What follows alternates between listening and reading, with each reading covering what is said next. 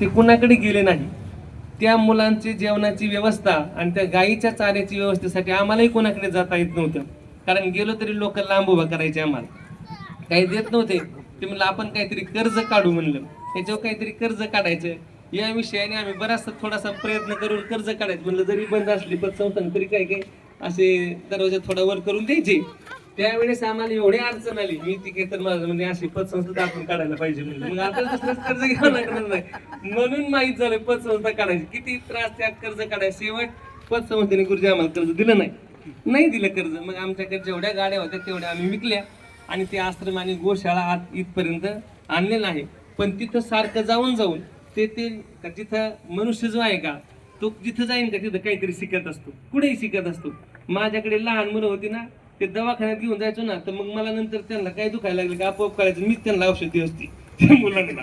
तसं जिथं आपण जाऊ तिथं थोडासा विचार केला की ते जमून जातं. म्हणून केतन महाराजांनी अत्यंत चांगल्या पद्धतीने हिशोब ठेवला. आमच्याकडे देणगीदात्यांचा हिशोब राहायचा. देणारी लोक कुणी देणगी दिली, कुणी नाही दिली, कुणाला आपले किती पैसे द्यायचे ते त्यांच्या पद्धतीने सारं त्यांनी 2-2.5 वर्ष पाहिलं. आणि आताही अत्यंत विश्वासाने ही पतसंस्था चांगली चालेल. पाटील साहेबांनी जसं सांगितलं मला खूप पटलं, त्या सरपंचांनी सांगितलं.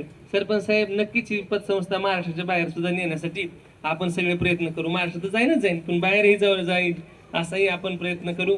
बस आपण ताई तुम्ही वेळात वेळ देऊन या ठिकाणी आलात, तुम्हाला मनापासून धन्यवाद. आम्ही लहान होतो ना त्यावेळेस आमच्या आत्या आहेत का, ते तुमची मालिका खूप पाहायच्या. आम्ही त्यांचंच नाव ठेवलं होतं अक्का साहेब बरं का. मग त्यांना आज कसं काय बघलं का, तर तुम्हाला बघायला त्यांची खूप इच्छा होती. म्हणून आपण या ठिकाणी आलात, आपल्या सर्वांचे मनापासून आभार, धन्यवाद. या ठिकाणी पुढचा कार्यक्रम आपले सर्वांचे मार्गदर्शक आमचे भागवत गुरुजी हे पुढचे सांगतील. आणि विशेष सांगेल, केतन महाराज इकडे आल्यानंतर ताई तिथे जी गोशाळा आहे, ज्या गोशाळेला आता सध्याचा खर्च 10,000 रुपये आहे. मार्च एप्रिल मे महिन्यात रोजचा खर्च 20,000 रुपये आहे. 6 टन चारा लागतो रोज. केतन महाराज दर महिन्याला कुठेही कुणालाही न सांगता, पावती न देता, आम्हाला सक्त ताकीद आहे, मला ना भागवत गुरुजीला आमच्या, की माझं नाव कुठं सांगायचं नाही, तरी दर महिन्याला आम्हाला 5,000 रुपये ते पाठवतात.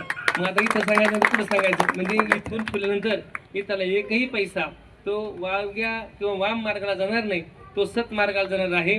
आणि या परिसरात केतन महाराजांचे जर कुणाचे मित्र परिवार असतील ना महाराज, त्यांचा वाढदिवस असला की केतन महाराज सांगतात तिथं आश्रम वाढदिवस करा, म्हणजे एक दिवस तरी त्या आश्रमातील गोरगरीब जी लेकरं आहेत का, ती लेकरं काहीतरी गोडधोड अन्न खातील. कारण मी नेहमी सांगत असतो, मला एखाद्याने जर विचारलं ना कोणी की महाराज तुमचे आवडी काय, तुमची निवड काय, मी म्हणलं गरीब माणसाला आवड निवड काही नसते. गरीबाला काय आवड